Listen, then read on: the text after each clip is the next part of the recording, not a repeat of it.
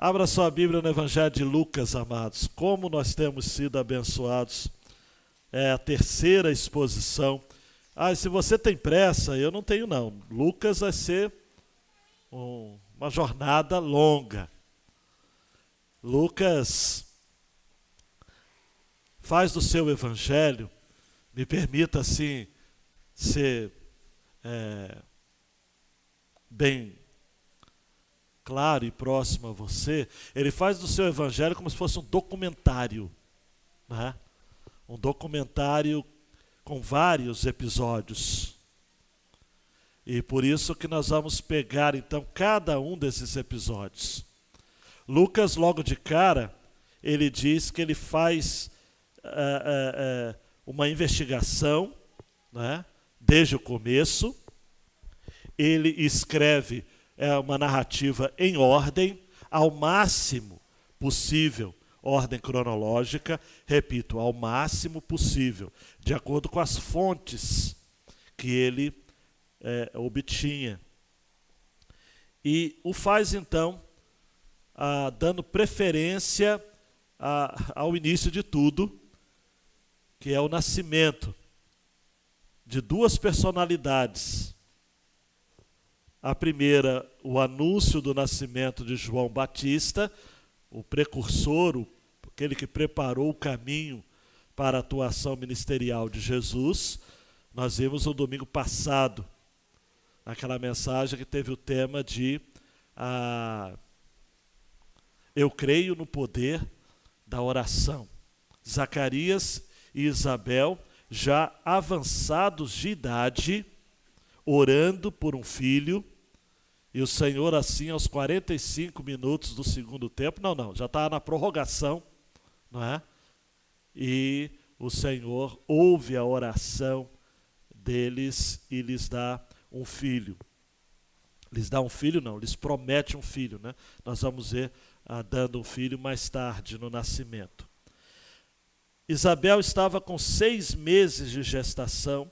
Quem presta atenção na mensagem sabe que ela escondeu que estava grávida do público durante quantos meses mesmo? Vamos ver?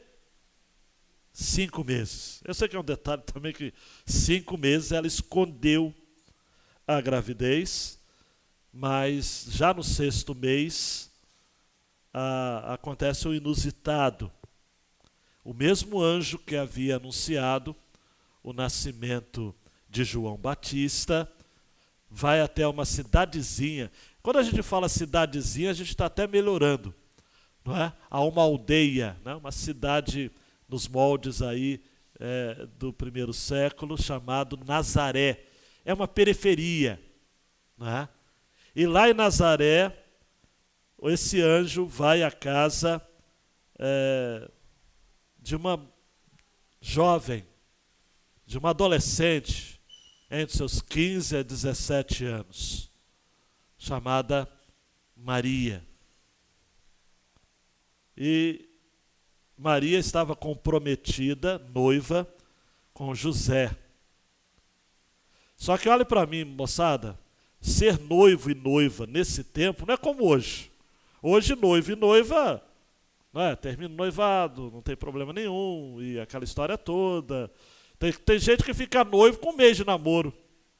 Entende isso? Eu não entendo não, mas... E aí banaliza o noivado. Nesse tempo aqui, noivado era um compromisso formal de casamento. Se houvesse rompimento, seria como se fosse um divórcio. Tá? Era um compromisso marital. Não era um compromisso de mesa, cama e banho. Mas era um compromisso apalavreado, ajuramentado. Tá?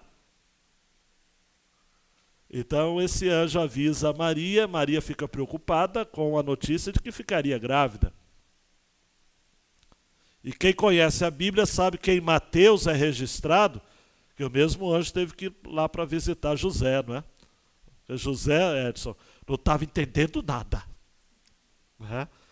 Então o Senhor avisou a ele. Mas Lucas foca em Maria. Nós vamos seguir essa linha E o tema desta mensagem é a escolha por Maria. Tá?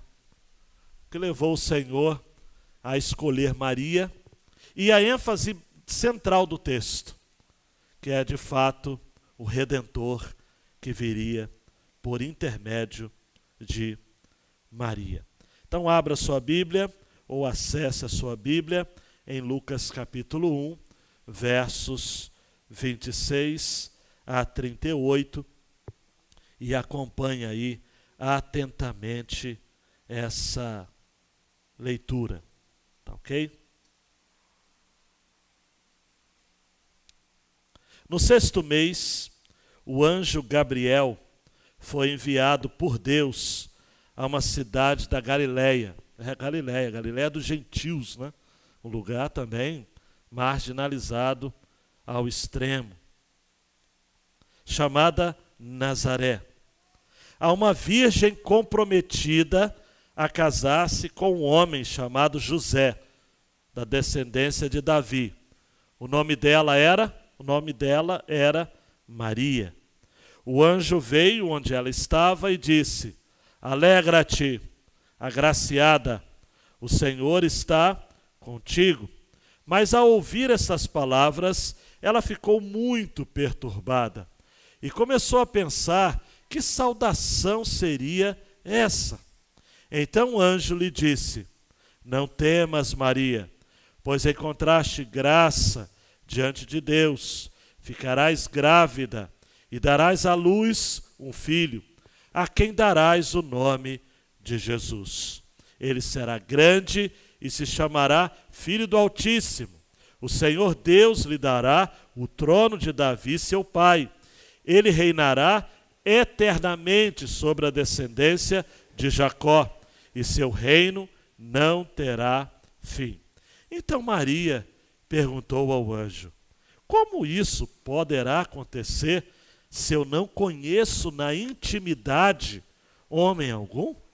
O anjo respondeu: O Espírito Santo virá sobre ti, e o poder do Altíssimo te cobrirá com a sua sombra. Por isso, aquele que nascerá será santo, e será chamado Filho de Deus. Também Isabel, tua parente, espera um filho, sendo já idosa.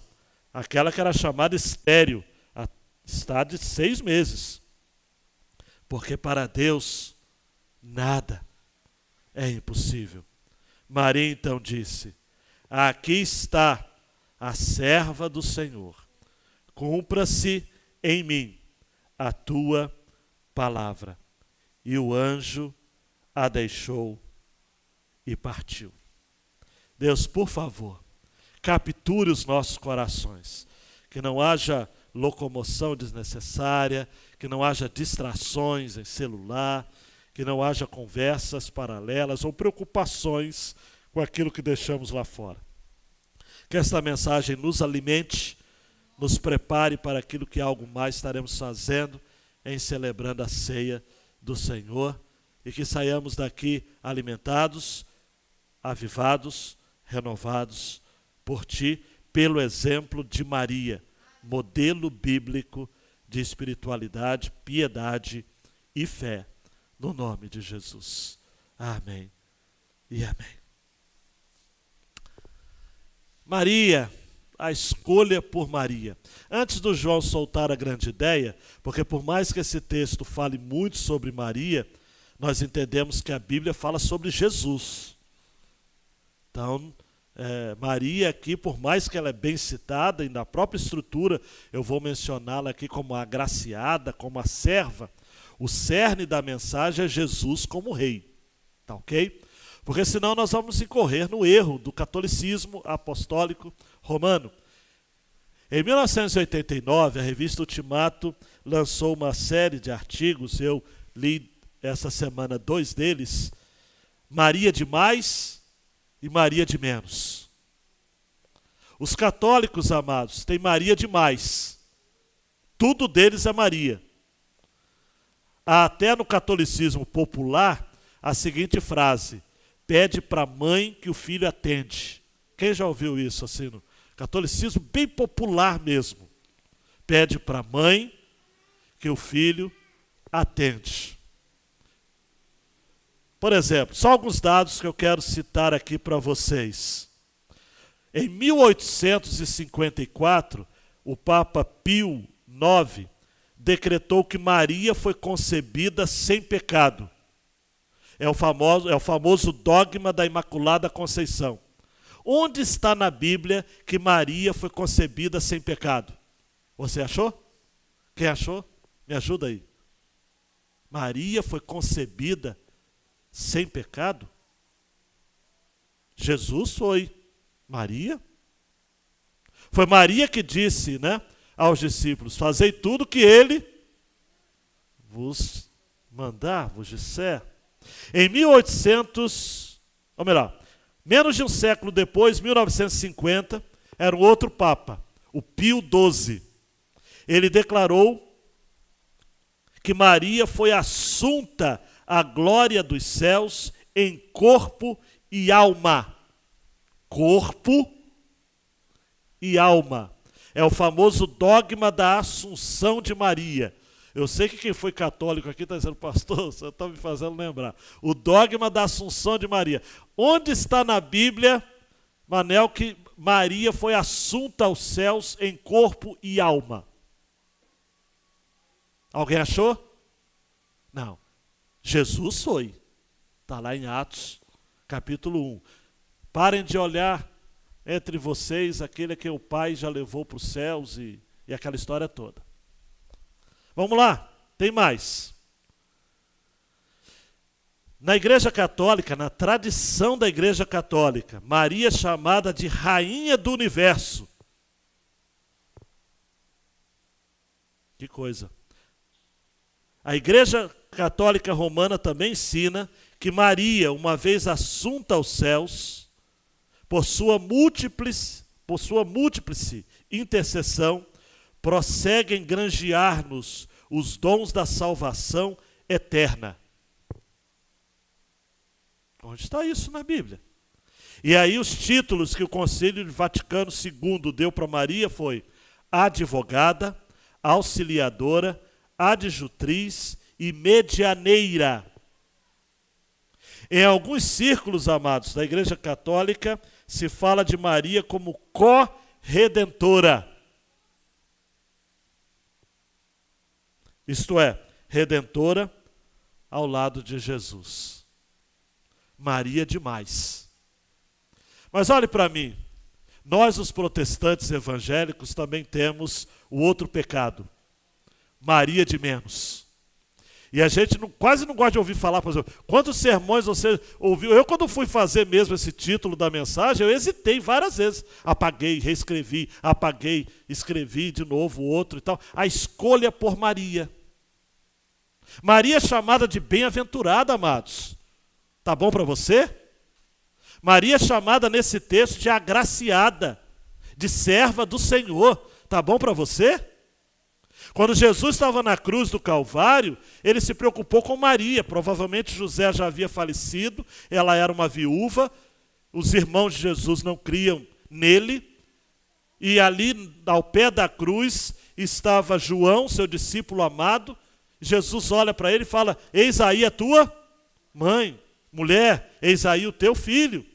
Se preocupou, amados, com a subsistência, o cuidado de Maria. Fez como muitos de vocês que são filhos aqui, responsáveis, que se preocupam com a saúde da mamãe que já está velhinha. Eu espero que os nossos filhos também pensem na gente, né? Quando chegar o nosso dia. Jesus se preocupou. Pastor Mauri Jardim, pastor congregacional. Nem sei se ele está vivo, eu imagino que esteja. Né? Senão vou matá-lo antes do tempo. Né? Uma figura folclórica no meio evangélico brasileiro. Ele era pastor de uma igreja congregacional no subúrbio do Rio de Janeiro, zona, se não me engano, zona norte. E ele a igreja ganhou um terreno e ele tinha um interesse de fazer uma casa, tipo um asilo, mas uma casa de cuidado para idosos. E ele ganhou essa propriedade e ele trabalhou junto com a igreja, para fazer essa casa de acolhimento. Quando era para dar um nome a essa casa, o pastor Mauri pensou e se lembrou de uma diaconisa, Anderson, que ele tinha, chamada Maria de Nazaré. E essa diaconisa servia ao Senhor com tanta abnegação que ela era conhecida e amada pela igreja. E por uma questão, amados, de violência na cidade do Rio de Janeiro, já há muito tempo, numa das vezes em que essa irmã Maria de Nazaré estava servindo a ceia a alguns enfermos, prática da igreja dali, ela foi alvo de uma bala perdida e faleceu com a bandeja de cálice na mão ali. Então o pastor Mauri pensou, por que não dar o nome da casa de idosos, Casa de Idosos Maria de Nazaré?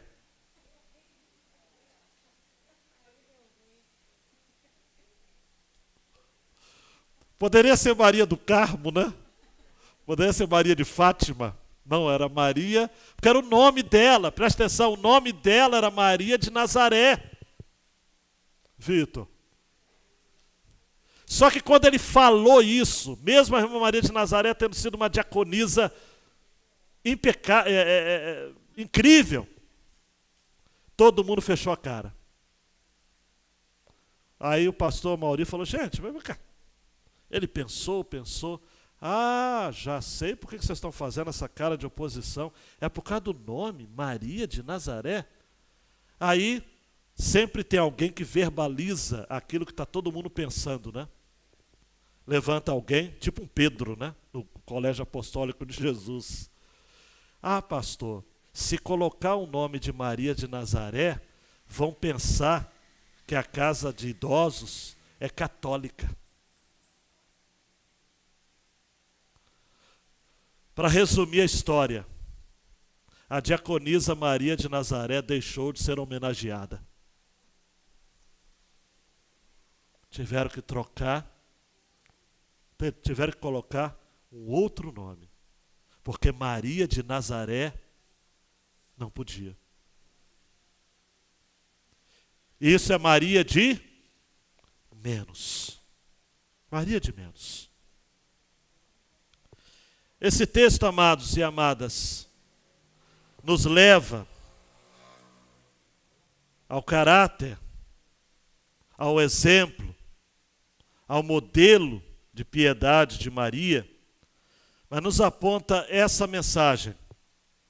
Sobreviveremos ao nosso contexto de incertezas com a certeza de que um dia o Rei Jesus virá até nós outra vez.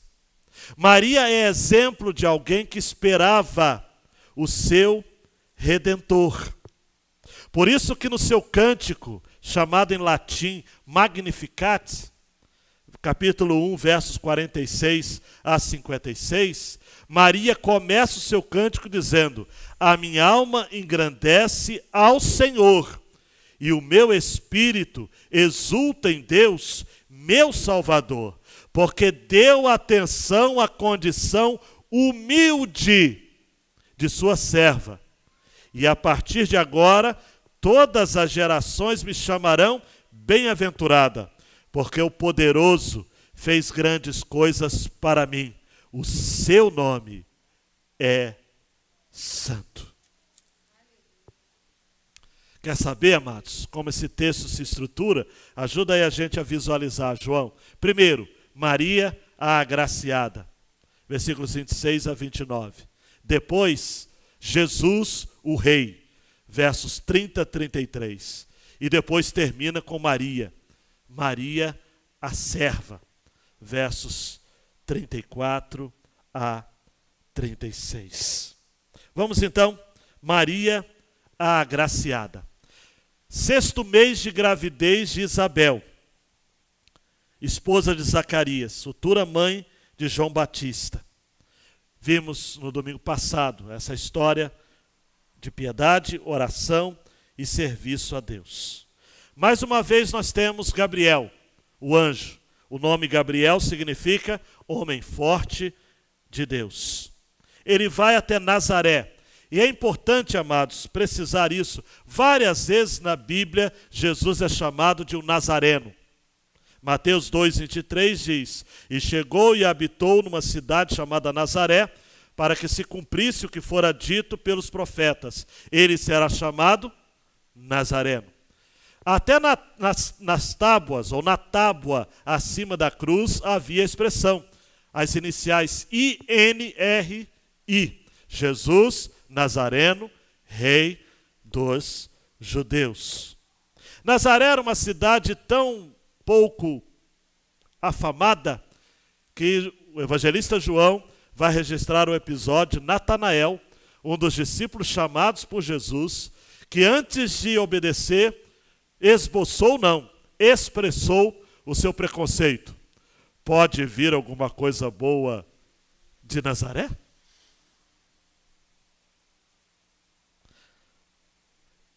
O anjo chega a uma virgem comprometida, uma jovem, uma donzela. Tudo para cumprir as escrituras em Gênesis 3,15.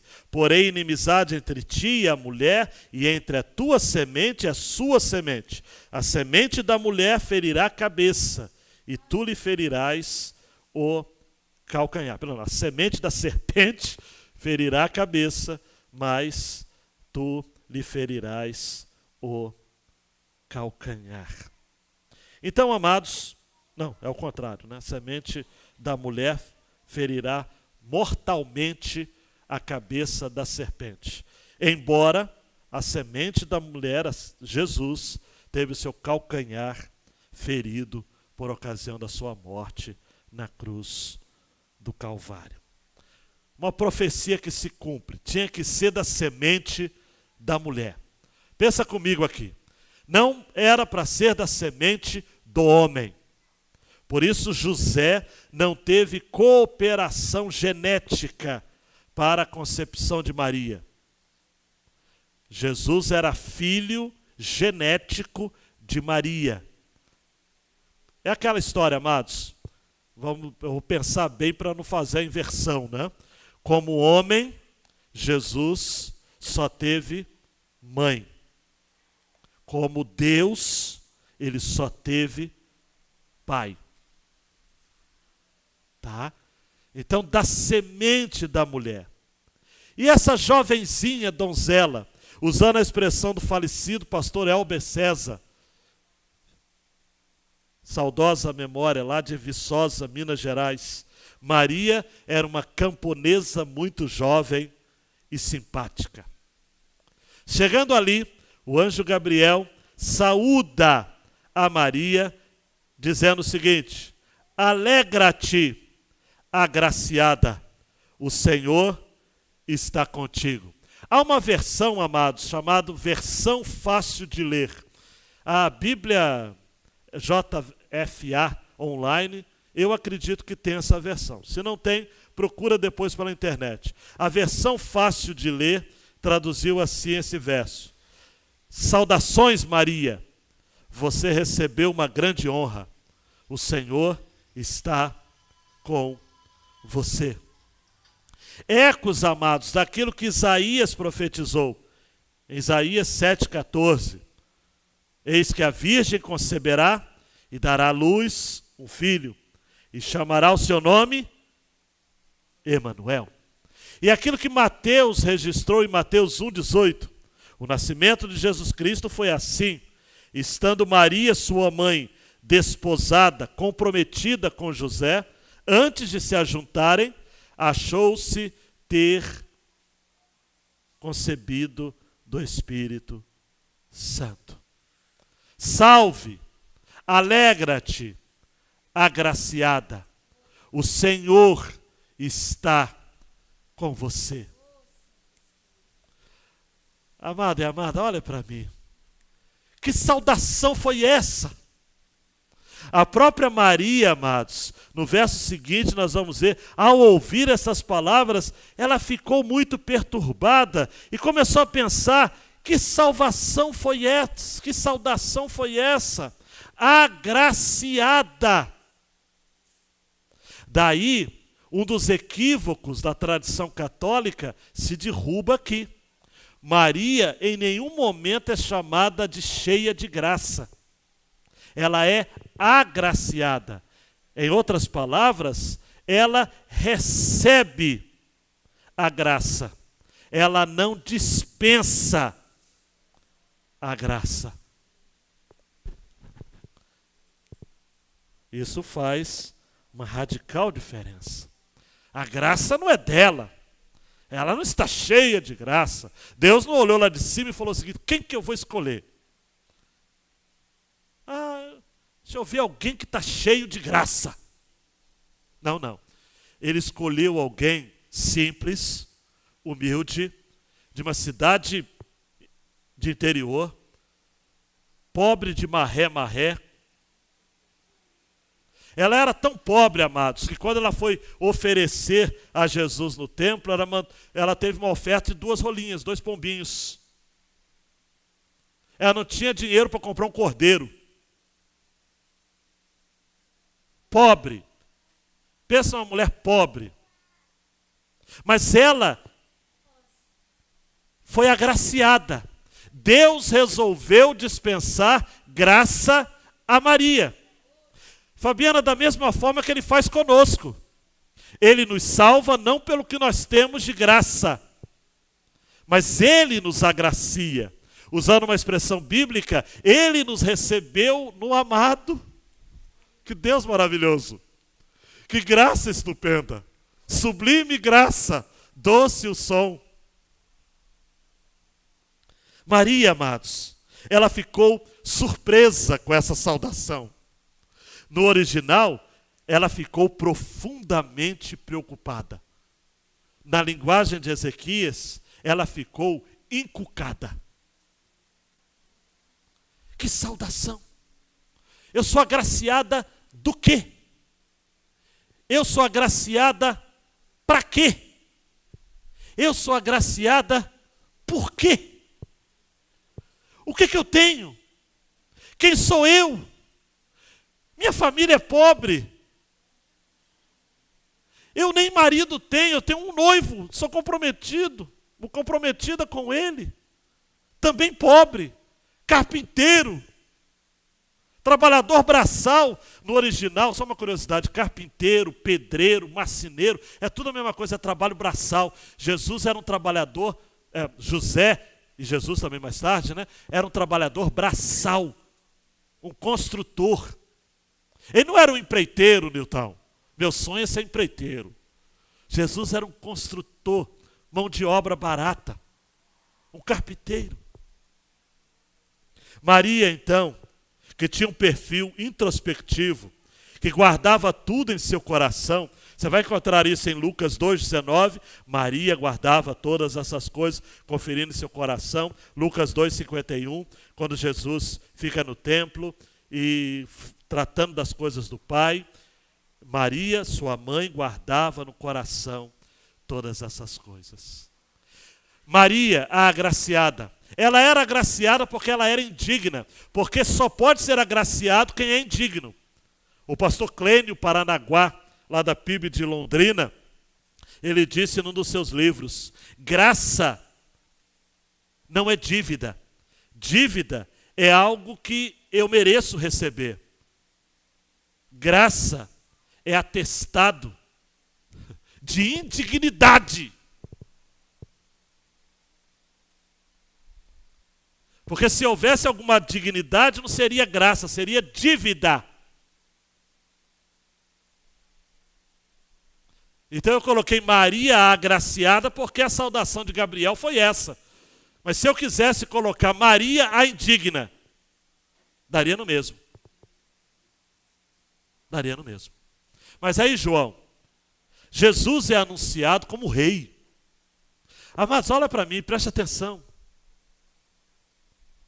Então o anjo lhe disse: não temas, Maria.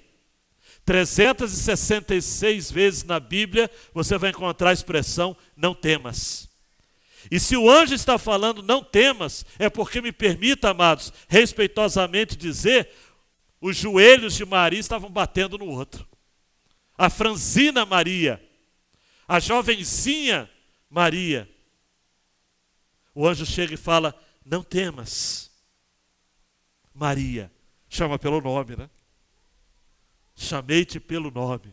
Não temas, Maria, pois encontraste graça diante de Deus. Ela encontrou graça.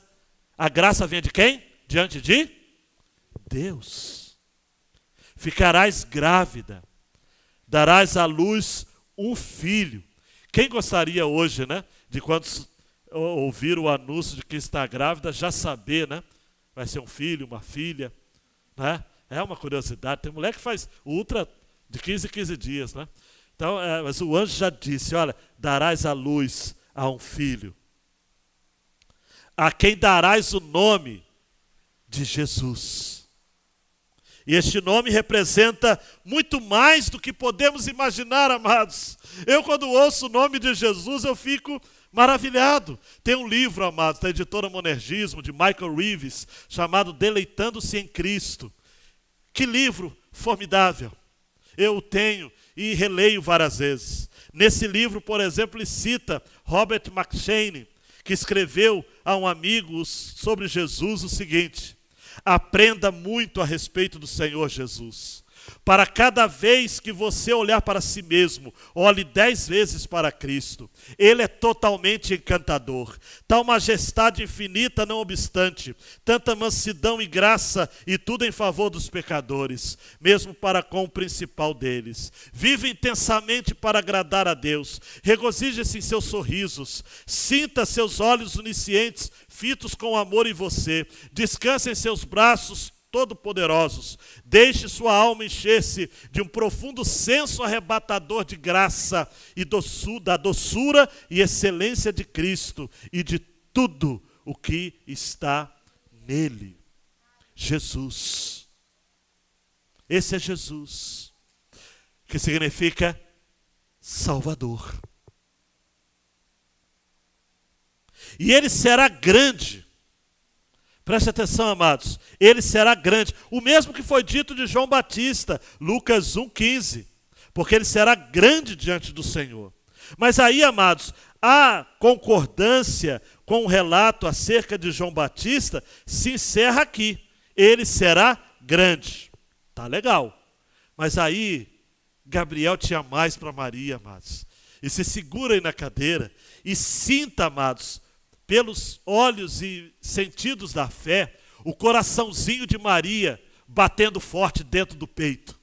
Sinta as palpitações do coraçãozinho de Maria quando o anjo vai dizer: e se chamará filho do Altíssimo, o Senhor Deus lhe dará o trono de Davi seu pai.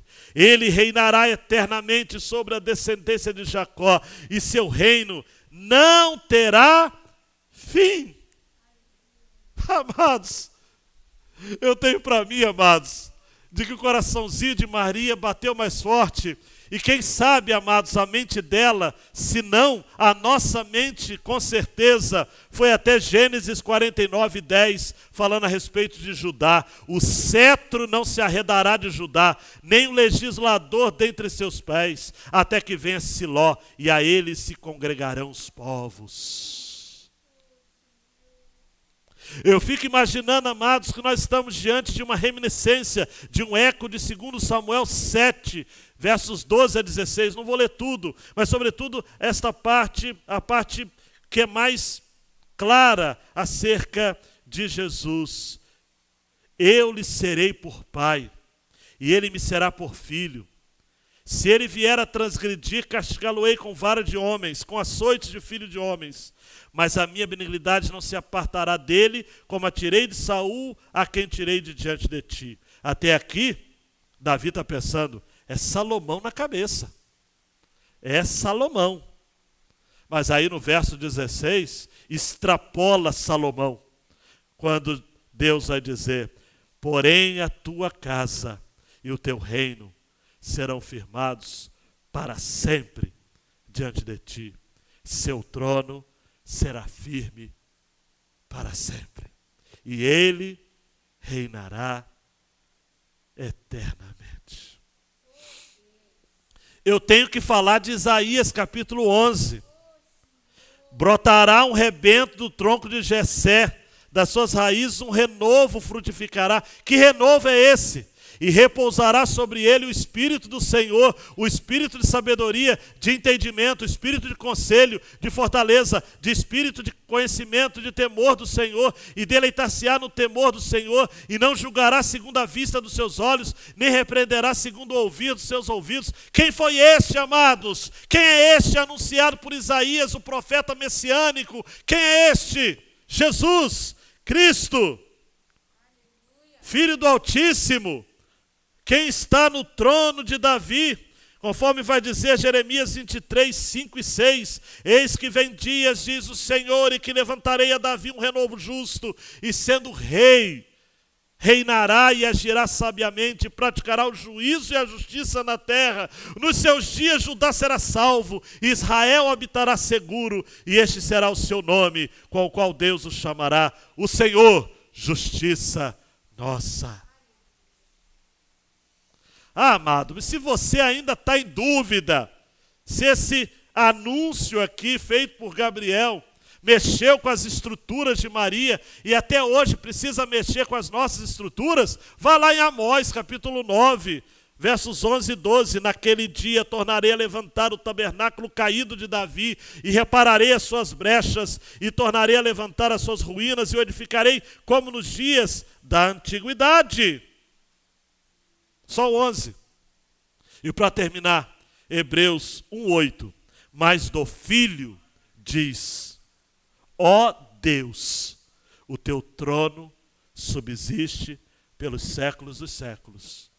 Cetro de equidade é o cetro do teu reino. Que fecha com Gênesis, o primeiro texto que eu li. O cetro não se arredará de Judá.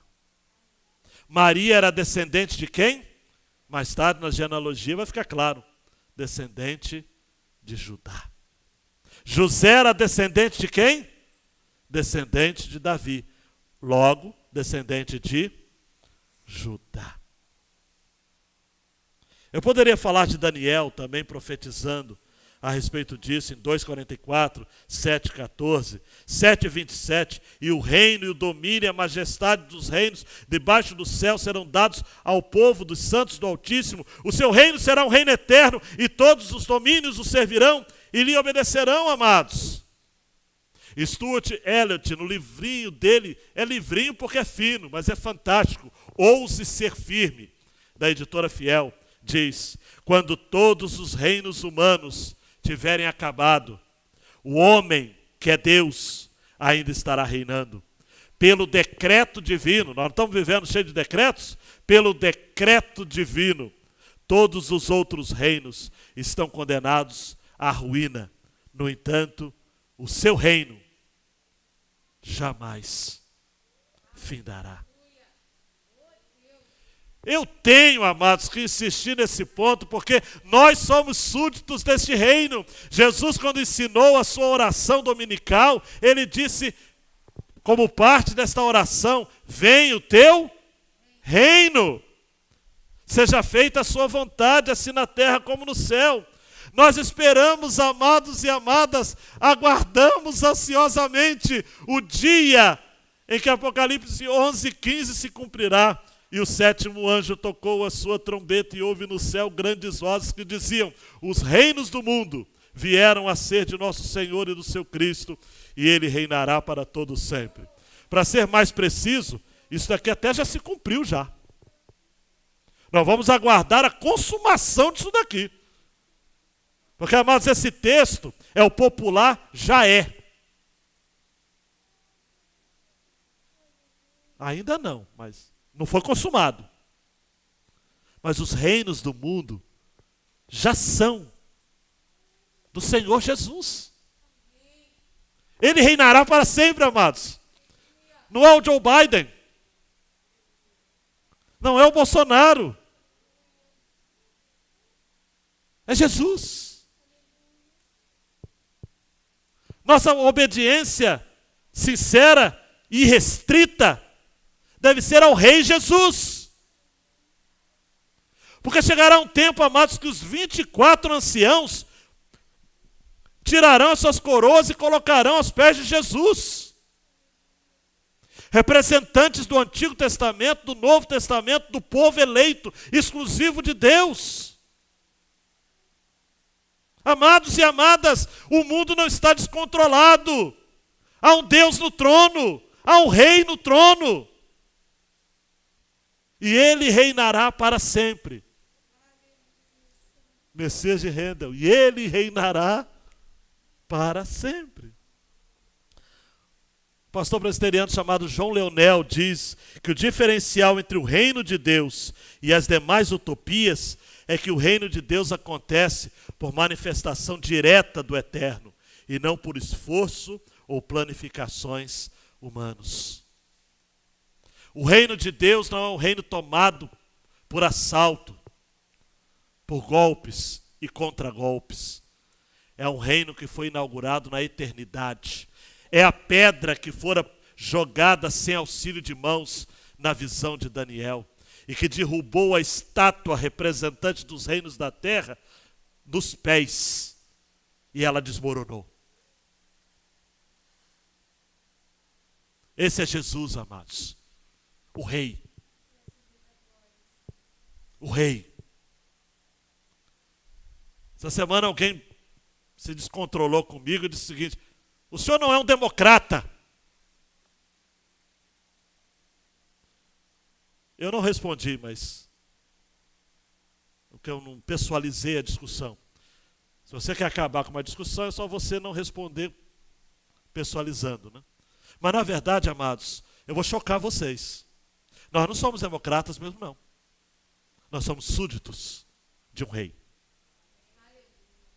Nós temos obrigações republicanas, porque vivemos num país de regime, de forma de governo republicano. Mas, antes de sermos brasileiros, nós somos escolhidos, perdoados. Nós somos súditos do rei. Por isso que Pedro, o Pedrão, vai dizer: importa obedecer a Deus antes de obedecer aos homens. Ah, pastor, mas que coisa tensa. Mas é isso. Existem pessoas, amados, hoje, que, como nos dias de Nabucodonosor, têm se prostrado diante da estátua dos poderosos, que são mais leais a um governo, a um mandatário, do que o próprio Senhor. Que precisam aprender com Sadraque, Mesaque e Abidnego. Nós não nos prostraremos. Ponto. Tem que ser assim. Temos um rei. Maria foi mãe de um rei.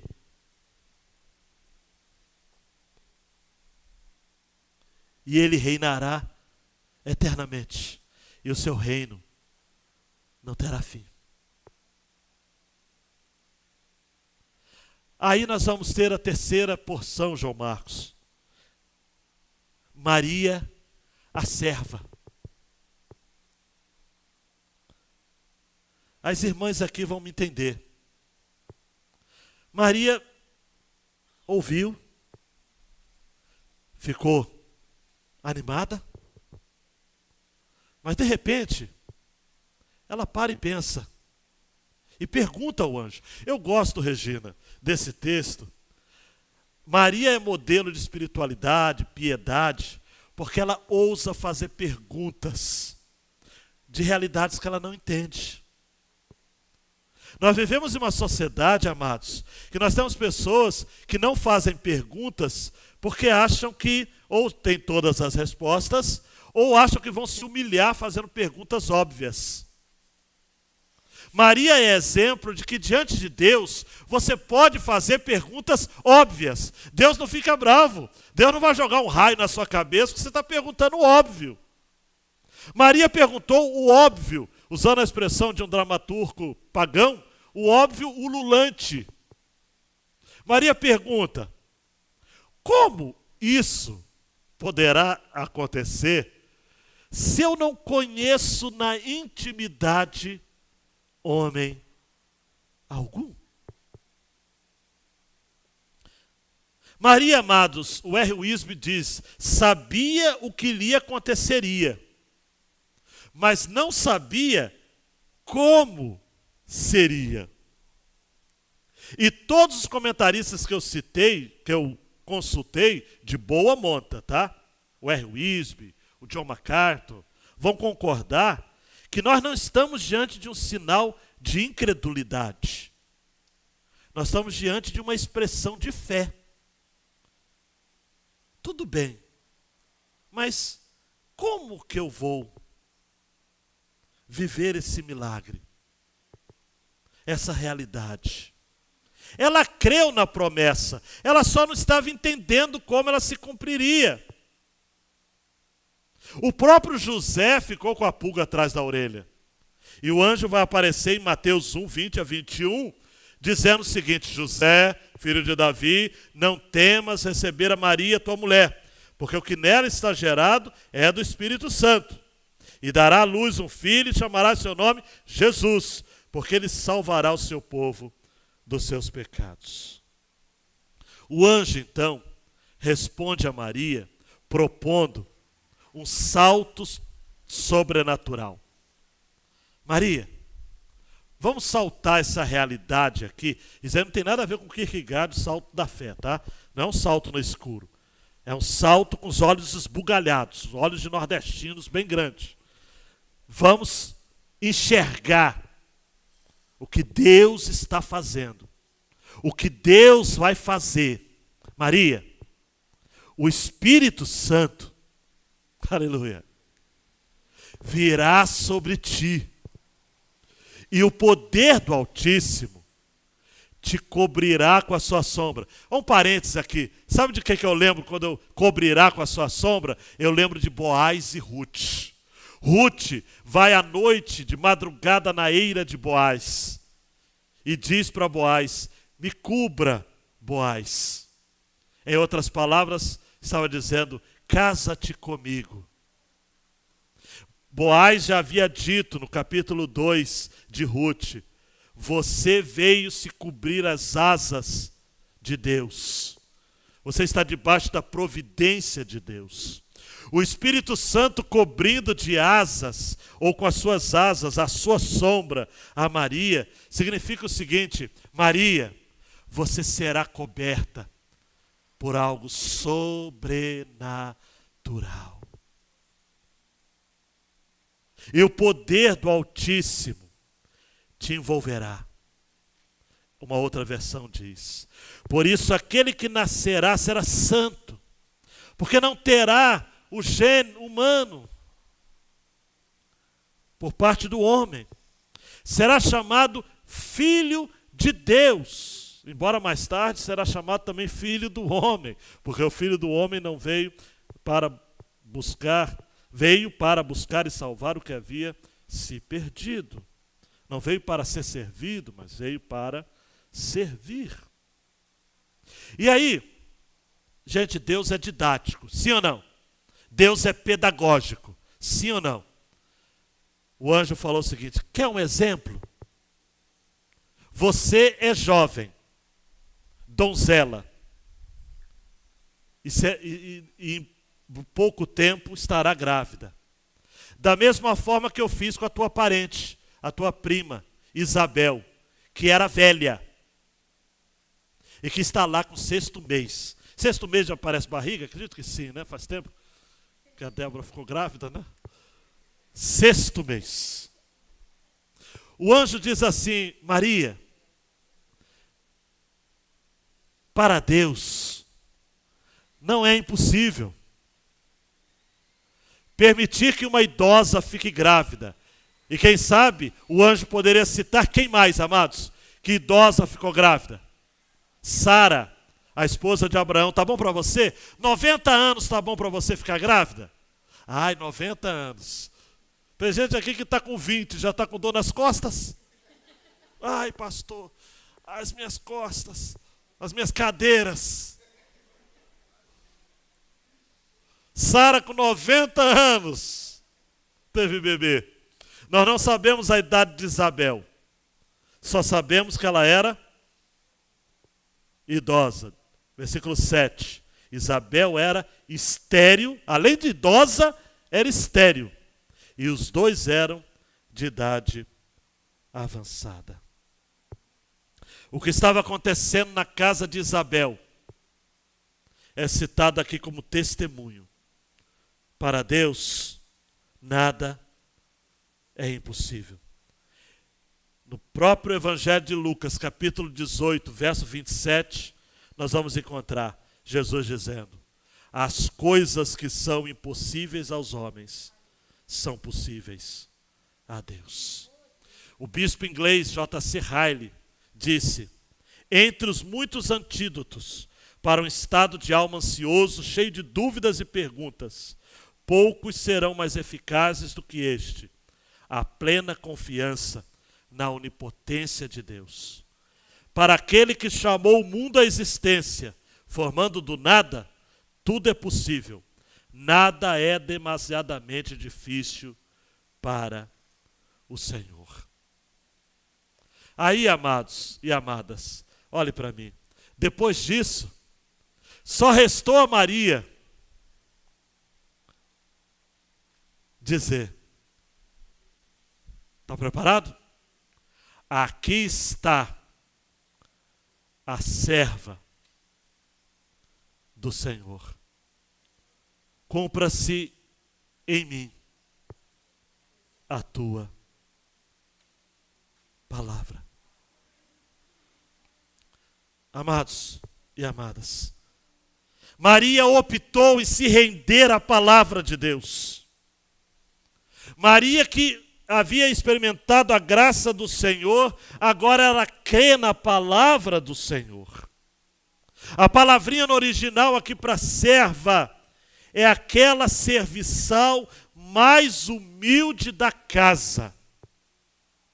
Ela diz: Senhor, você segura na cadeira aí, eu lhe pertenço de corpo, eu lhe pertenço de alma, eu lhe pertenço de espírito. Lhe pertenço de corpo, aqui está a serva do Senhor, cumpra-se em mim a tua palavra. Lhe pertenço de alma, o verso 46 do capítulo 1 diz: a minha alma engrandece ao Senhor. E eu lhe pertenço de espírito, porque no verso 47 diz: e o meu espírito exulta em Deus, meu Salvador. Você está preparado para uma pergunta agora? Antes de eu ir para as aplicações finais, está preparado para uma pergunta? Vamos lá. Maria não recebeu todas as explicações que queria, mas recebeu toda a resposta que precisava. Me permita fazer uma comparação. Eu sei que comparar uma mulher com a outra é perigoso, né? Eu poderia comparar essa Maria, mãe de Jesus, com Marta, irmã da outra Maria. Uma mente científica, Joana. Uma mente prática ou pragmática. Marta teria perguntado: como vai ser isso? Me explica geneticamente. Me explica cientificamente. Tem um laudo médico? Uma informação de um especialista? Mas essa Maria, como a outra Maria, que gostava de estar aos pés de Jesus, e quem gosta de estar aos pés de Jesus, é porque compreende que diante de Jesus nós não precisamos ter todas as explicações.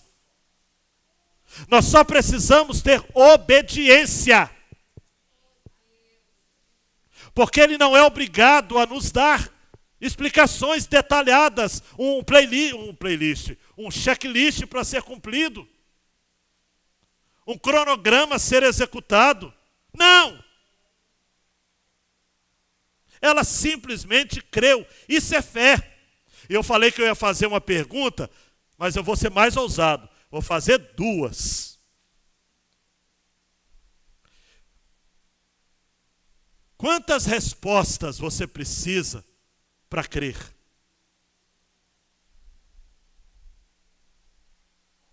Quantas respostas você precisa para crer? Nós temos hoje o que Maria não tinha. Nós temos o testemunho das Escrituras. E para usar a linguagem de Calvino, nós temos o testemunho interno do Espírito ainda. Que não é de Calvino, é de Paulo, né? Porque o Espírito confirma, testifica com o nosso Espírito que nós somos filhos de Deus. Você precisa de mais o quê?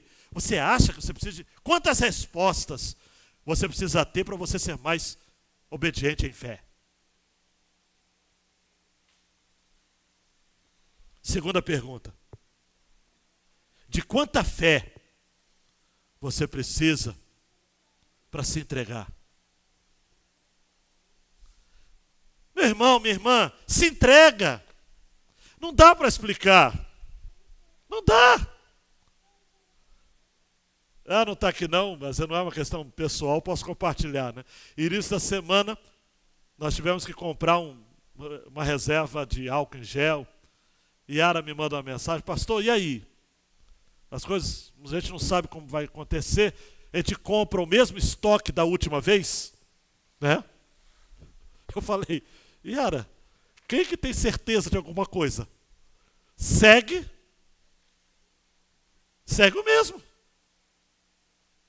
Então, de álcool gel, amados, estamos estocados. Jaqueline vai ficar muito feliz com isso.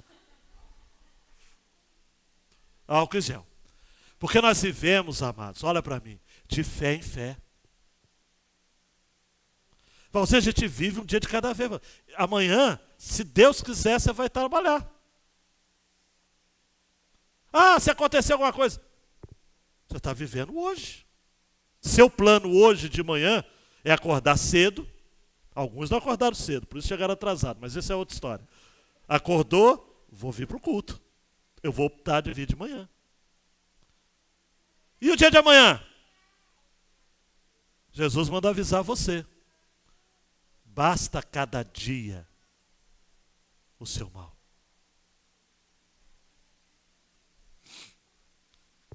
Terminando então, João Marcos. Vamos lá. Espreguiça aí, vamos lá. O nosso Deus atua a partir dos lugares mais simples e inusitados. A sua história não é contada a partir de Jerusalém, mas de Nazaré. É isso que me encanta na palavra de Deus. Os magos, quando vieram do Oriente, eles foram direto para onde? Já que vai nascer o rei, foram para onde? Jerusalém, para o palácio de Herodes. Quando disseram para Herodes, é aqui que vai nascer o rei? Herodes, que já havia matado 10 filhos, 3 mulheres. Havia matado, não, mas no final ele vai matar isso tudo, né? 10 filhos, 3 mulheres. Ou melhor, 3 filhos e 10 mulheres. Se matava mais mulher do que filho, né? Um homem ciumado, um tirano. Vai rever os documentos. Os magos resolvem seguir a estrela. E a estrela vai parar na cidade de Belém. Jesus foi criado em Nazaré.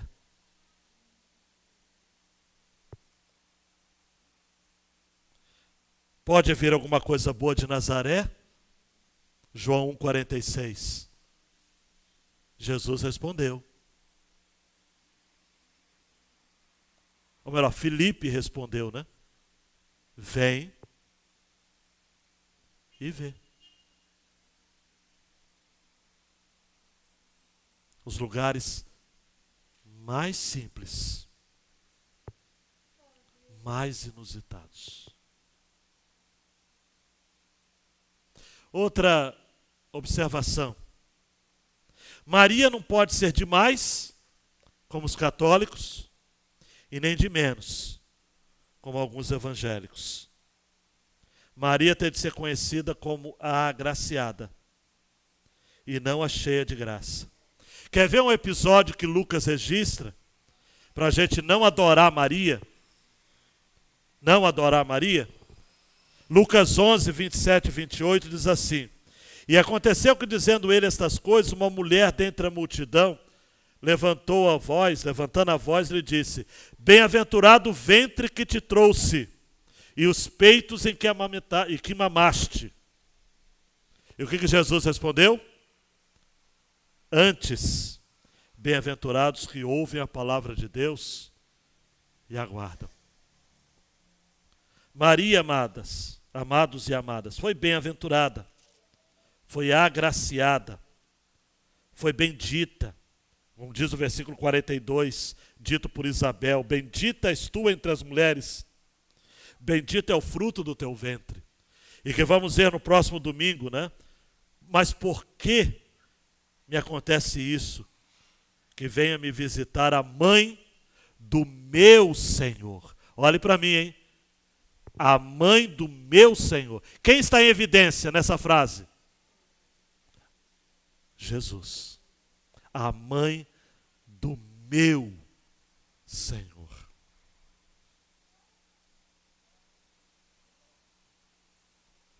Jesus é o rei. Mais uma, João. Seu trono está ocupado nos céus. Ele não entregou o controle da história para ninguém. Ele tem tudo em suas mãos. É Ele, amados. Apocalipse 19 vai dizer que Ele é o cavaleiro, chamado fiel e verdadeiro, aleluia. Ele está no cavalo branco. Seus olhos são como chama de fogo. Sobre a sua cabeça tem muitos diademas. Há um nome escrito que ninguém sabe, senão Ele mesmo. Sua veste está salpicada de sangue. Seu nome, pelo que se chama, é Palavra de Deus. Ele é seguido por outros cavalos brancos vestidos de linho fino, branco e puro. Da sua boca sai uma espada aguda para ferir as nações. Ele rege as nações com vara de ferro. Ele pisa o lagar do vinho, do furor e da ira de Deus. No seu manto e na sua coxa tem escrito o nome: Rei dos Reis e Senhor dos Senhores. É Jesus. Salmo 24. Ele é o Rei da Glória. E por fim, amados, na obediência de Maria, vemos alguém que aguardava a primeira vinda do seu Redentor. Aguardemos junto com ela a segunda vinda de Jesus. Porque a primeira vinda Maria viu, Maria amamentou, Maria trocou as fraldas da divindade em forma de bebê. Maria criou, educou, junto com José. Maria teve uma espada atravessada na sua alma, como lhe fora dito por Simeão. Maria esteve ao pé da cruz, chorando pela dor do seu Redentor. Mas Maria também está aguardando, junto com todos os eleitos de Deus, de todos os tempos, de todos os povos, a ressurreição de entre os mortos. E onde ela chegará conosco, e nós chegaremos com ela, diante do Rei, na sua segunda vinda. Maranata, ora vem, Senhor Jesus. Em 2 minutos eu quero terminar. Deixa essa tela da grande ideia. Sobreviveremos ao nosso contexto de incertezas, com a certeza de que um dia o Rei Jesus virá até nós outra vez. Aí eu falo aqui nessa manhã para alguns, e quem sabe alguns que estão na internet, dizendo o seguinte: como eu queria crer mais nisso, como eu viveria melhor se eu cresse que eu posso ter um relacionamento com Jesus, como Maria teve com Jesus, cumprindo em mim como cumpriu-se a palavra do Senhor a Maria, não no sentido da encarnação do Filho de Deus no meu ventre, mas no sentido de eu tê-lo no meu coração, governando a minha vida, a ponto de eu lhe chamar de Redentor, de Salvador. Como eu gostaria de crer que Jesus está comigo, mas eu tenho tantas dúvidas. Qual nome eu devo chamar? Qual língua ele fala? Qual é a sua aparência?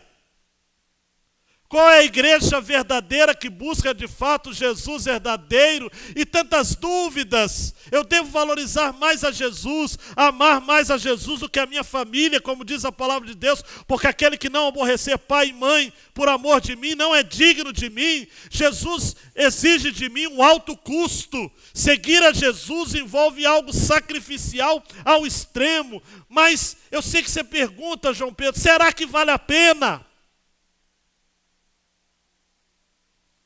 Será que vale a pena? Ou será que eu não estou vivendo um conto de carochinha? Será que não é uma grande mentira, uma grande ilusão? Quem aqui nunca pensou nisso?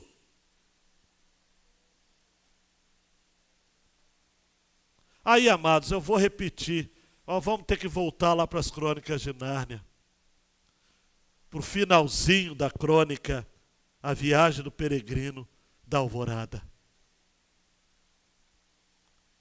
Venham almoçar, disse o cordeiro, na sua voz doce e meiga. O leão agora tinha voz como de um cordeiro. Notaram que ardia sobre a relva uma fogueira na qual se fritava peixe. Lembra-se do finalzinho do Evangelho de João? Jesus fritando peixe, enquanto os discípulos, assustados, ataboalhados, saíam do mar para se encontrar com ele. Sentaram-se e comeram, sentindo fome pela primeira vez, desde muitos dias. Aquela comida era a melhor de todas as que havia provado.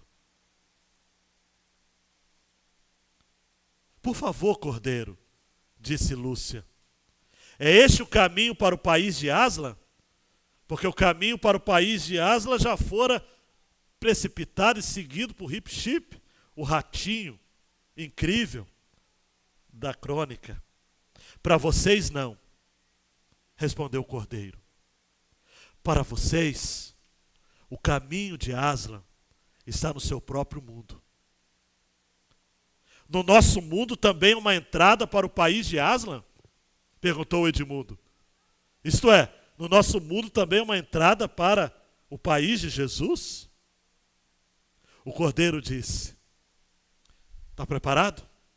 Em todos os mundos há um caminho para o meu país, falou o cordeiro. E enquanto ele falava, sua brancura de neve transformou-se em ouro quente, modificando-se também sua forma, e ali estava o próprio Aslan, erguendo-se acima deles e irradiando luz da sua juba. Aslan! Exclamou Lúcia. Ensine para nós como poderemos entrar no seu país, partindo do nosso mundo. Irei ensinando pouco a pouco. Não direi se é longe ou perto. Só direi que fica do lado de lá de um rio. Aí me lembro daquele hino que cantamos. E descanso encontrarei, salvo além do rio. Mas nada temam, pois eu sou o grande construtor da ponte. Venham, vou abrir uma porta no céu para enviá-los ao mundo de vocês. Por favor, Aslan, disse Lúcia, antes de partirmos, pode dizer-nos quando voltaremos a Nárnia? Por favor, gostaria que não demorasse. E aí há um detalhe para quem conhece a crônica. Aslan disse, você e seu irmão não voltarão mais. E aquela história. Vocês já são crescidos. Tem de chegar mais perto do próprio mundo em que vivem. Lúcia, soluçando, diz, o nosso mundo é Nárnia. Como podemos viver sem vê-lo? E Aslan disse, Você há de encontrar-me, querida.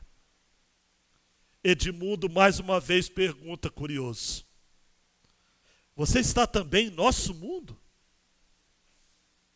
Eu termino essa digressão em C.S. Lewis citando a resposta de Aslan. A pergunta, repito: está também em nosso mundo? Perguntou Edmundo. Estou, mas tenho outro nome. Tende a aprender a conhecer-me por esse nome. Foi por isso que os levei a Nárnia, para que, conhecendo-me um pouco, venham a conhecer-me melhor. Amados e amadas, Lucas nos apresenta nessa narrativa original dele, somente ele, para que nós conheçamos um pouco desse Jesus. E uma vez conhecendo pouco, venhamos a identificá-lo na nossa história de vida, na nossa história de fé, a ponto de conhecermos-lo cada vez mais e melhor. Conhecê-lo mais e melhor. Estenda suas mãos assim. Eu quero conhecê-lo, Jesus. O Senhor está neste mundo. Eu não preciso ir para a minha Nárnia. Aquilo que eu tenho de revelação já me basta para conhecê-lo um pouco. E a partir do que eu conheço pouco, eu venha a conhecê-lo melhor. E sobreviveremos ao contexto de incertezas, com a certeza de que um dia o Rei Jesus virá até nós outra vez e nos levará para morarmos com Ele. E aí tudo vai fazer sentido. A pandemia vai fazer sentido. O fato de você não conseguir emprego até agora vai fazer sentido. O fato de você estar vivendo tantas lutas, tantas questões na sua vida vai fazer sentido. E outras coisas mais, que parecem pontos desconectados e desconexos da sua história, como uma peça de tapete de crochê, um bordado feio, quando se olha do lado do avesso. Mas quando se olha pelo lado certo, muda-se a expressão do rosto, diz o poeta, por conta da obra de arte do tapeceiro. O tapeceiro está tecendo a minha e a sua história. E é mister que conheçamos a Ele no nosso mundo, com o nome que é sobre todo nome,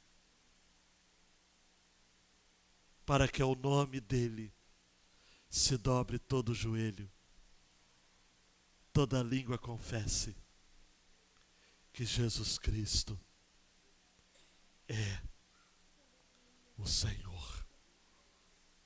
Ele é o Rei da glória. Fique de pé, meu queridão e minha queridona. Estamos diante da ceia do Rei.